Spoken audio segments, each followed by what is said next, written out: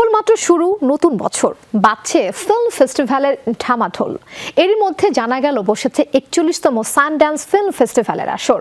এটি মার্কিন যুক্তরাষ্ট্রের বৃহত্তম স্বাধীন চলচ্চিত্র উৎসব। এখানে স্বাধীন চলচ্চিত্র নির্মাতাদের তৈরি করা সিনেমা সহ ডকুমেন্টারি ফিল্ম, ফিচার ফিল্মগুলো প্রদর্শিত হয়ে থাকে। স্থানীয় সিনেমা ছাড়াও আন্তর্জাতিক সিনেমার বাজার প্রসারেও কাজ করে থাকে উৎসব সংশ্লিষ্টরা। বিস্তারিত থাকছে প্রতিবেদনে। আমেরিকা নির্মাতাদের নির্মিত চলচ্চিত্র প্রদর্শন ও স্বাধীন চলচ্চিত্রের জন্য সম্ভাবনাময় একটি প্ল্যাটফর্ম সৃষ্টি করাই সানড্যান্স ফিল্ম ফেস্টিভ্যালের মূল লক্ষ্য।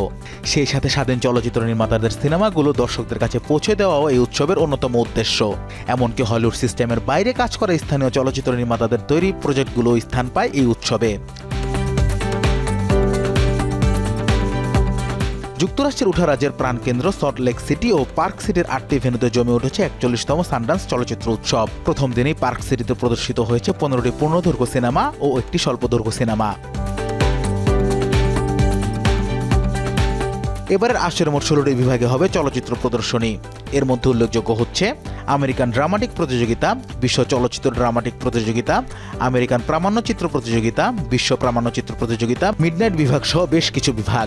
উৎসবে আগামী 11 দিনে প্রিমিয়ার হবে মোট 90টি চলচ্চিত্রের। প্রদর্শনী চলবে সকাল থেকে মধ্যরাত পর্যন্ত। প্রতি বছরই উৎসবে বিনোদন মাধ্যমে অসামান্য অবদানের জন্য দেওয়া হয় ভিশনারি অ্যাওয়ার্ড ও ট্রেল ব্লেজার অ্যাওয়ার্ড।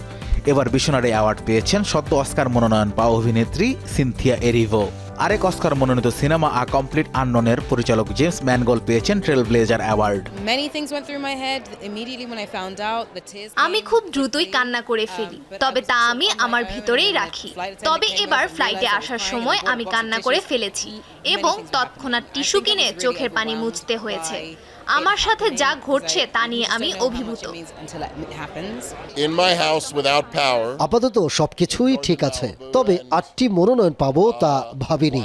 এখানে আসার অনুভূতি অনেক ভালো, এক ধরনের শখ এবং আনন্দের অনুভূতিতে ডুবে আছি। এবারের উৎসবে ভিন্ন ভিন্ন বিভাগে দেখা যাবে বেশ কিছু ভারতীয় সিনেমা। প্রিমিয়ার্স বিভাগে লড়বে অভিনেত্রী রাধিকা আপ্টের লাস্ট ডেইজ। বিশ্ব চলচ্চিত্র ড্রামাটিক প্রতিযোগিতায় লড়বে কেরালার সিনেমা ক্যাকটাস পিয়ার্স। মিডনাইট বিভাগে থাকবে মীরা মেনন পরিচালিত ডিড নট ডাই। সেই সাথে প্রামাণ্যচিত্র বিভাগে লড়বে ভারতীয় বংশোদ্ভূত মার্কিন নারী নির্মাতা গীতা গান্ধীর পরিচালিত দ্য পারফেক্ট নেইবার। আগামী 2 ফেব্রুয়ারি পর্দা নামবে 41তম সানড্যান্স ফিল্ম ফেস্টিভ্যালের। Anas Imran, showbiz tonight.